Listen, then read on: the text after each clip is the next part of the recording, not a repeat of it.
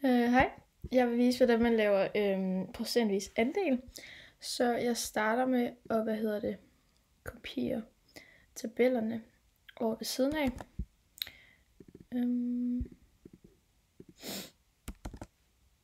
Og derefter så fjerner jeg tallene fra tabellen, så jeg kan lave procentvis andel, og det samme gør jeg nedenunder.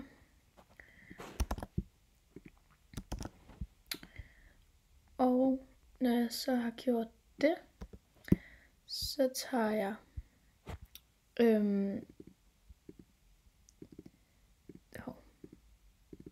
tal, og så skriver jeg lige med, og så tager jeg tallet og dividerer det med det tal, som jeg gerne vil have fundet en procentvis andel i forhold til, og så ganger jeg det med 100, og så skriver jeg dollartegn foran det sidste tal, så at man bare kan trække ud til højre og så ned. Inden det der ændrer jeg lige lidt på, hvor mange decimaler der er. Sådan. Og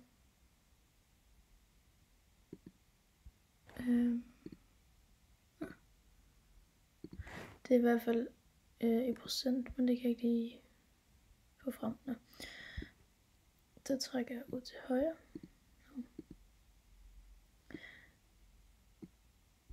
Og ned. Og så har jeg så fået alle mine tal i procentvis andel i den første tabel. Og nu vil jeg så gøre det samme i den nederste tabel. Så jeg skriver lige med. Og så gør jeg egentlig bare præcis det samme hernede.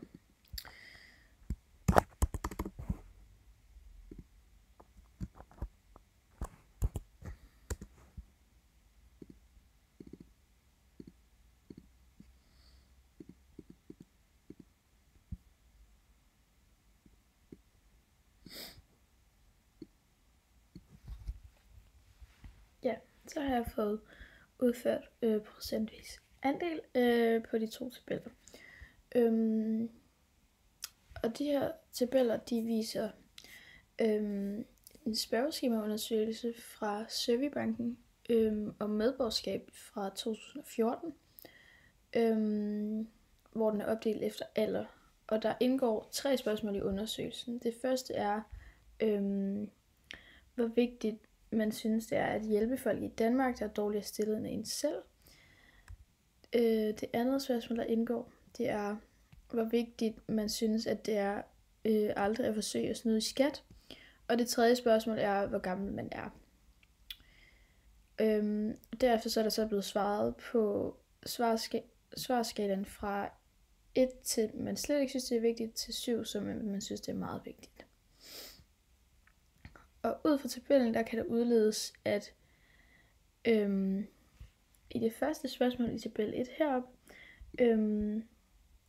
der ligger aldersgrupperne meget tæt. Man kan fx kigge over i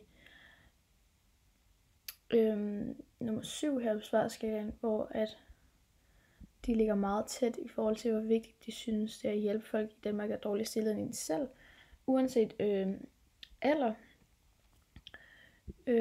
De ligger alle sammen omkring fra 25 til 27, så det er meget tæt.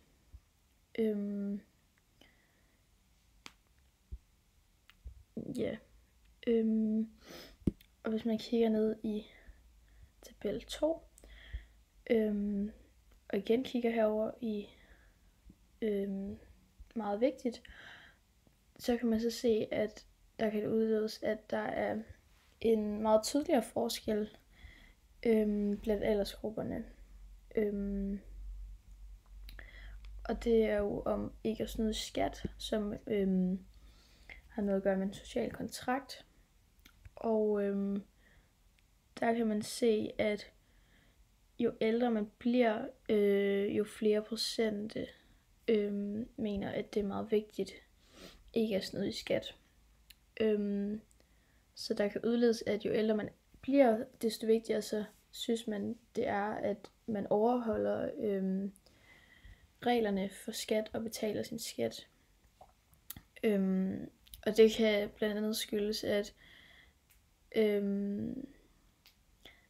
de ældre er mere sådan afhængige af velfærdsstatens ydelser, sådan for eksempel pension og sundhed, og dermed så lægger de måske langt større vægt på skattepligt og overholde reglerne.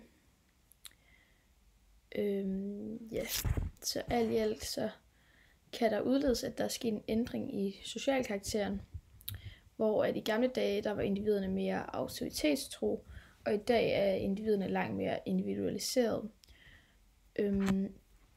Så der kommer faldende solidaritet,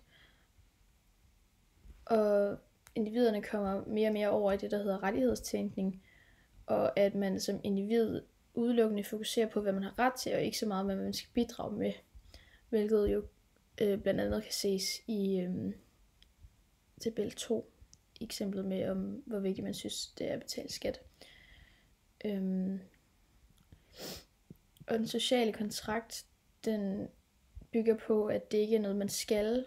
Altså man har ret til velfærd, som uddannelse, sundhed og pleje, men man har også pligt til at betale skat og arbejde. Og jo mindre solidarisk man er, jo mindre bidrager man til den sociale kontrakt. Så det kan blive en udfordring for den universelle velfærdsmodel, når det senmoderne individ afløser det autoritære individ, for det kan resultere i svækket solidaritet og mere individualisering.